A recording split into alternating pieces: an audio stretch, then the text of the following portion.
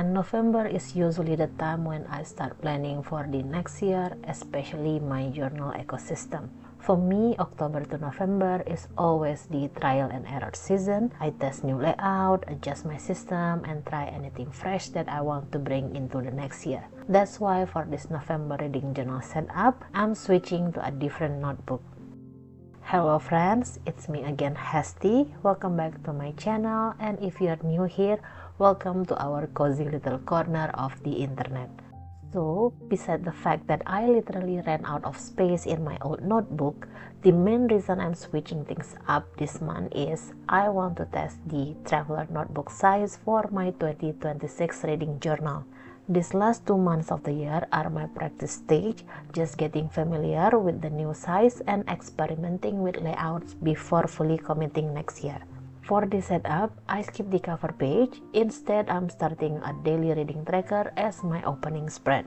This layout is something I used back in 2022, and lately I've been wanting to bring back some of my older style. And honestly, cover pages intimidate me. They often slow me down because I overthink them or feel like I don't have enough supplies to make them look good. And if I'm being honest, I barely look back at my cover page anyway. So for 2026, I'm considering removing cover pages entirely and starting each month with a functional spread instead, something I will actually use every day.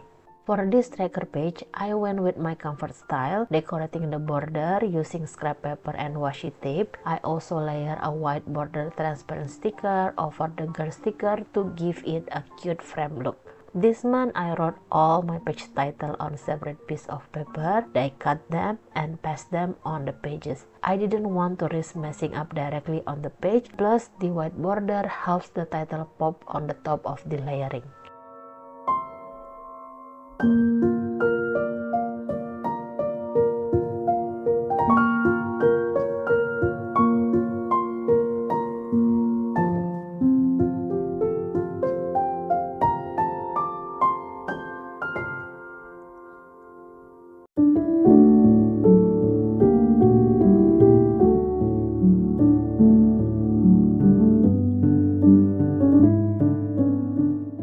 The bottom part was looking a little bit flat, so I added a sticker to balance out the corner. Most of what I use for the setup are leftover supplies, like the tea-dye doily paper, which was actually packaging for a small businesses I bought from years ago. Adding it to the top left corner instantly made the page feel cozier, and I used the leftover piece on the opposite side for visual balance.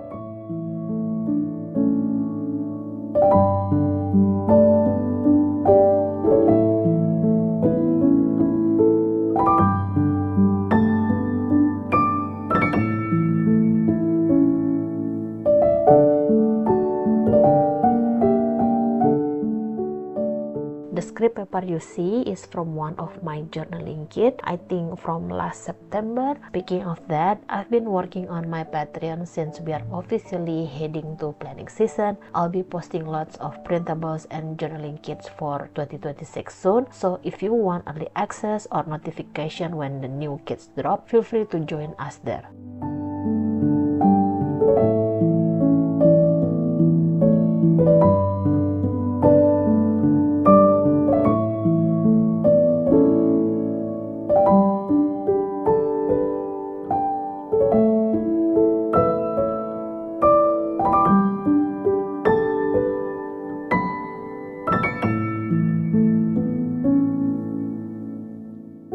Since I didn't want to stamp directly on the page, I stamped reading tracker on separate paper and tore the edges for a vintage look. Looking at it now, I kind of wish I layer a darker pattern paper behind it so the title stand out more, but it's okay, that's a note for future me.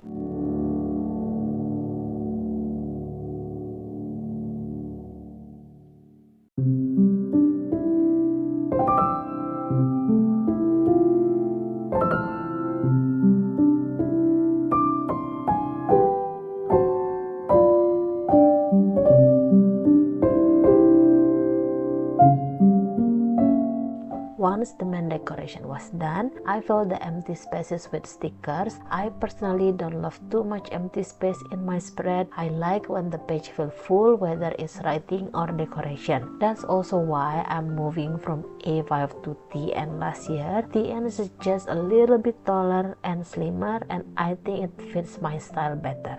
I'm using my current sticker obsession for this page. This little sticker box with 100 mini sheet in 6 color. Transparent stickers are so easy to use to leave a page instantly. The right side of this spread are monthly reading list, not just complete book, but any book I start in November. I made a simple writing line here instead of a box so it doesn't get cramped. Since I color coordinate my reading, adding highlighter would make it too busy.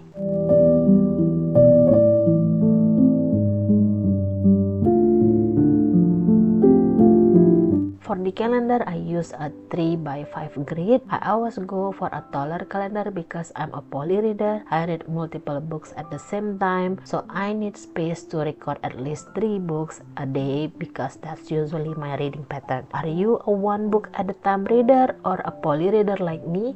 Let me know in the comment. I'm genuinely curious.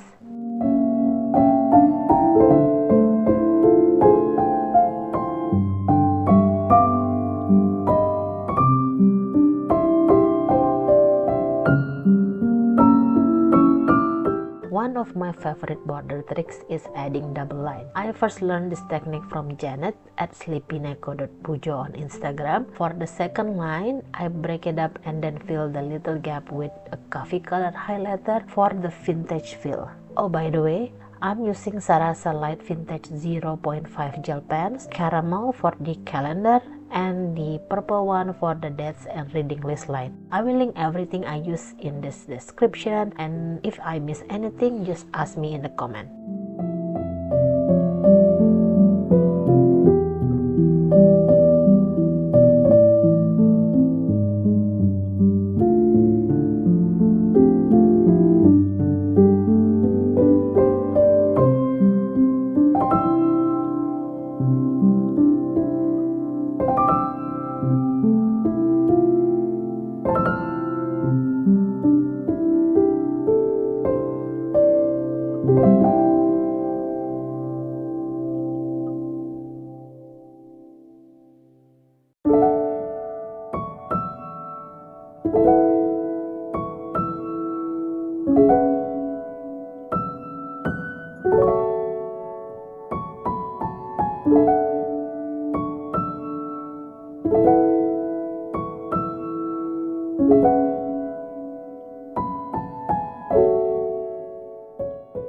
Now this page is finished. Let's move to the next page.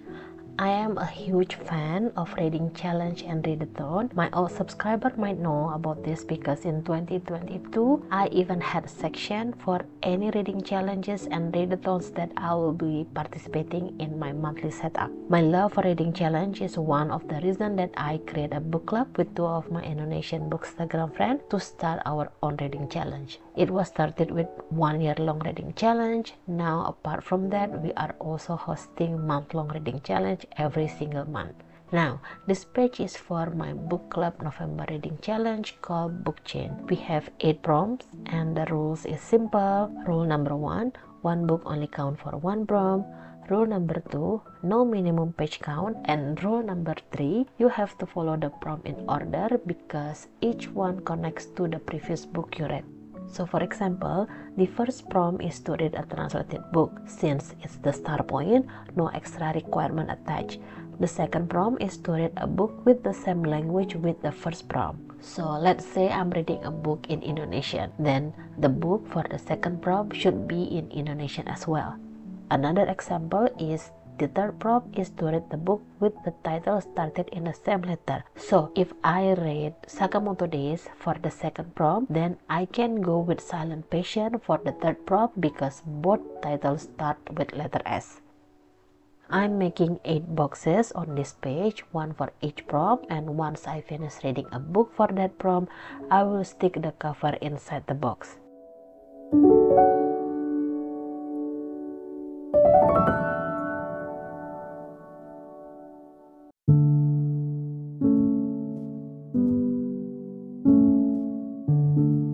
Even though my hand was shaky while filming this, I had to add the double line border on each box because it just looks so good.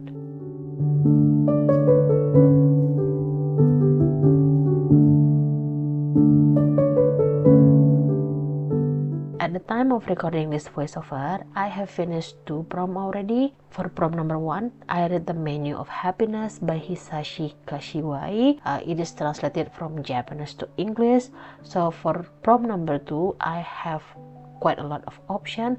So I pick Everlast from my physical TBR.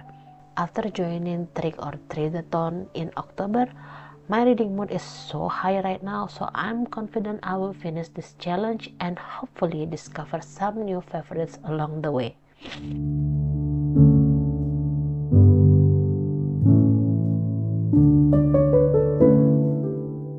Now, on to decorating the empty spaces. I used this girl sticker I bought back in 2022 for a small Indonesian business. I used to save my favorite supplies, but now I'm trying to use them right away so they can live in my journal instead of a drawer. And honestly, that mindset shift had made my journaling so much more fun. For the title, I mixed 2 font styles just to add a little variation. It's been a while since I hand-lettered a title like this, and it gave a different charm to the page. Meanwhile, for the decoration, I just follow my instinct and just supplies in brown and orange so everything blend nicely.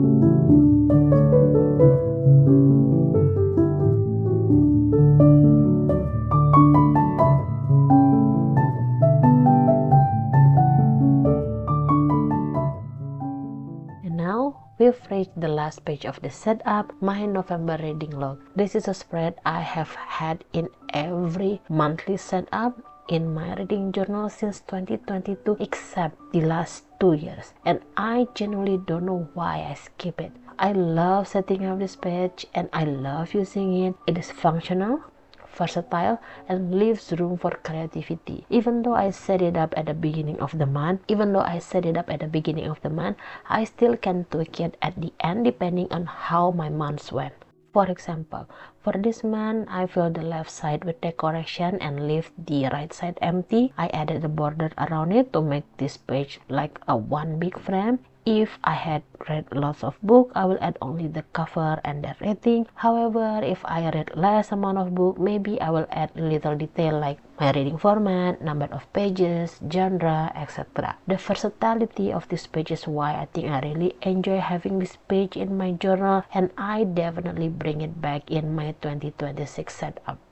Looking back at my 2025 journal, I realized that the reason it didn't work for me is because it stopped bringing me joy. I put too much pressure on myself, especially because I was trying to make every spread video worthy. Of course, I want my spread to look nice, but I started prioritizing what I thought you wanted to see instead of what actually worked for me. And that's when journaling slowly stopped being fun. Like I said earlier, cover pages are beautiful, but for me personally, they are stressful and not functional. And a couple days ago, I heard Jessie said on her and Mark podcast that something like, even if we make journaling video, the first priority is to create a system that works for us. And that's hit me so hard. It is something I'm keeping in my mind as I plan my lineup for next year.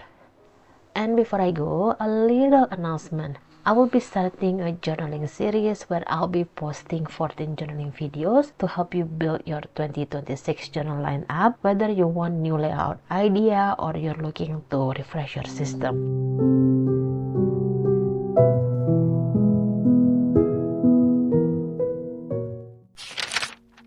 Now, let me give you a quick flip through of all the pages for this month's setup.